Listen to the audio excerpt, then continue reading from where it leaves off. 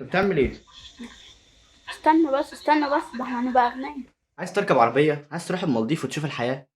شايفك يا فقيري جعان. عايز تتشهر زيي وتبقى غني كده زي ما انا غني؟ خش على الكورس دلوقتي، هتلاقي كورس التليجرام تحت. خش اشترك فيه. مستني ايه بدل قعدتك جايه كده زي العجل؟ ما تستفادش اي حاجه. من مجرد بس اللي انت في التليفون هتدوس على شويه زراير. التليفون العده اللي في ايدك اللي انت بتتفرج عليا دي، هتدوس على شويه زراير تبقى غني، هتروح المالديف. مستني ايه؟ خش يلا واعمل لايك وشير واشتراك، واستنى كمل معايا الفيديو.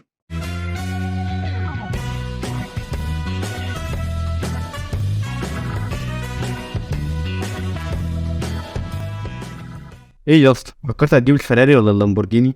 بص، لو ناوي تخش المجال دوت او لسه ما دخلتش، او لو دخلت اصلا الفيديو ده اكيد ليك، لان كده كده اساسا ممكن كلامي ما يعجبكش وتنزل تحت في الكومنتات تهاجمني، بس كده كده اساسا فكرتي مش هتتغير، وممكن نبقى نتناقش في الحوار ده تحت في الكومنتات، يبقى قول لي رايك. بس تعالى كده بقى معايا، هاخدك في رحله تدوليه في اساس الموضوع نفسه، وعشان كمان تراجع ورايا هحط لك تحت مصادر وهكلمك عليها كمان وسط الفيديو. بقالنا كام يوم كده، او الصراحه هم كام سنه، وبالاخص دلوقتي في الازمه الاقتصاديه اللي حاصله في مصر، والناس كلها عماله تدور وتروح عايزين نجيب فلوس منين، والحوار زاد قوي دلوقتي. يقول لك بقى الحق خش التداول، هتعمل فلوس، هتجيب لامبورجيني، هتجيب فراري، هتروح شين، هتعمل ايه؟ كله دلوقتي بيجري ورا حلم الفلوس واللي بيجي بسرعه، الغنى السريع بمعنى اصح، ودلوقتي منتشر كتير قدامنا، ومش فارقه بقى معاكم قانوني مش قانوني، حلال ولا حرام، المهم نجيب فلوس وخلاص. تعالى كده واحده واحده هنفكروا سوا. قبل ما نبدا كلام كده، عشان حاجه هنحتاجها قدام وهنتكلم عليها كتير، وهي هو الامور بيتلعب ازاي. التعريف العام، وهو انك بتكسب فلوس تحت مسمى الحظ. ازاي بقى؟ مثلا انك تخش رهان على كوتشينه، رهان على لعبه زهر، الحاجات بقى بتاعت اليا نصيب زيها زي مسابقات التلفزيون والحلم والضحك والحاجات دي. والتعريف العام بقى هنا ان انت بتكسب فلوس على حساب الحظ والسهوله. طب ده يفيدنا في ايه؟ تعالى كمل معايا الرحله. ايه بقى هي كلمه التداول، وايه اساسها؟ اساسا معناها تداول عادي، انك بتبدل حاجه بحاجه تانية، ولو معناها اقتصادي ادق شويه وهي المضاربه.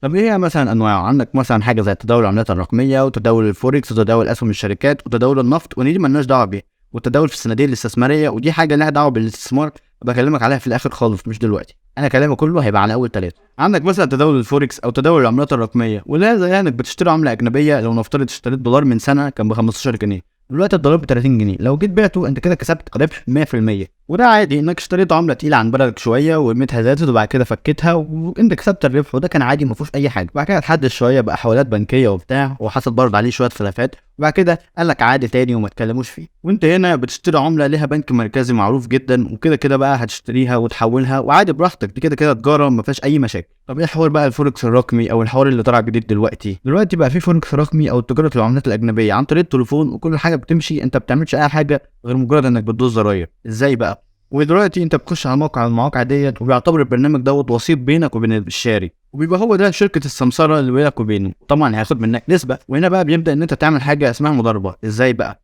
حضرتك بتخش على شاشه من الشاشات ديت، وبتخش هتفضل مبحلق فيها طول اليوم، ما تعملش اي حاجه غير كده، وتفضل باصص في الشاشه. عندك بقى هنا تلاقي الدولار نزل تروح شاري دولار، عالي تروح بايعه، اليورو نزل تروح شاري، اليورو عالي تروح بايع، ودي اللي بيبقى اسمها مضاربه، او بمعنى صح بتخش في حته زي القمار زي ما شرحت لك فوق. لان انت هنا بتراهن انك انت مثلا لو اشتريت العمله ديت كمان 5 دقايق او نص ساعه يا سيدي هتعلى، فكلنا هنجري نبيع.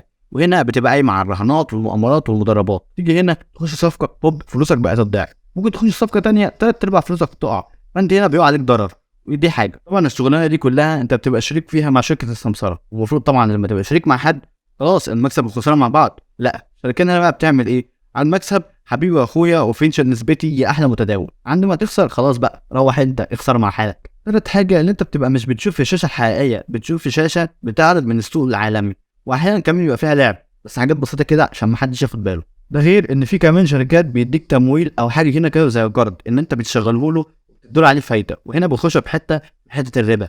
كل الحاجات دي بقى اللي خلت او كل علماء الفقه والاسلام اتفقوا على حرمانيه المجال ده. لا يا عم، ده بقى في شركات فوركس حلال وفوركس اسلامي وحاجات غريبه من اللي طالعه دلوقتي، لو اتشال منها كل حاجه انا قلتها، واللي غالبا ممكن ما يتشالش الحته بتاعه المكسب والخساره، لان الشركه هتهتم في مصلحتها قبل منك اصلا، وبرضه هيضحكوا عليك. الحوار دوت كان متكلم فيه بتوضيح اكتر الشيخ عبد الله الرشدي، هسيب لك الفيديو تحت بتاعه تحت صندوق الوصف، يبقى برضه بص عليه. وده كله بالنسبه للفوركس او تداول العملات الاجنبيه. ونيجي بقى هنا لتداول العملات الرقميه، ولو مش عارف ايه هي العملات الرقميه كنت عامل عليها الفيديو اللي فات على طول، يبقى ارجع شوفه عشان تعرف انا بتكلم عن ايه. والنهارده هنتكلموا عن تداولها، ايه نظامه بقى. طبعا زيها زي مواقع الفوركس والحاجات العبيطه اللي اتكلمتك عنها، واللي يقول لك اطلع وهتجيب وهتعمل وهتسوي، وزيها زي ما قلت لك ان دي بتبقى ضربه حظ، زي ما حصل في قصه قبل كده في 2013. كان لسه البيتكوين لسه في البدايه خالص، كان عبيط اصلا، كان ممكن يتقفل الالعاب، كان حاجه مش محتاجه. طلع واحد وقال لك استثمروا في البيتكوين واشتروا يا جدعان بيتكوين حتى لو كان ب1 دولار، والراجل فعلا طلع وقال لك انا عن نفسي اشتريت ب100 دولار بيتكوين. تيجي تشوف الراجل دلوقتي بقى خلاص من اغنياء امريكا وطيارات وعربيات وبتاع، بس خلاص دولار ظهر لعب معاه ومبقاش من ضمننا دلوقتي. حتى هنا في مصر في شهر 9 سنه 2022 نزل قانون جرم تداول العملات الرقميه او المشفره، وكانت العقوبه كانت الحبس وغرامه تتراوح ما بين مليون ل 10 مليون جنيه مصري. تمام بقى، هل ده بقى حرام ولا حلال؟ طب بتعمل ايه يا ابني؟ استنى يا عم بنتداول يا عم في ايه؟ ما قلنا بطل عبط بقى يا ابني.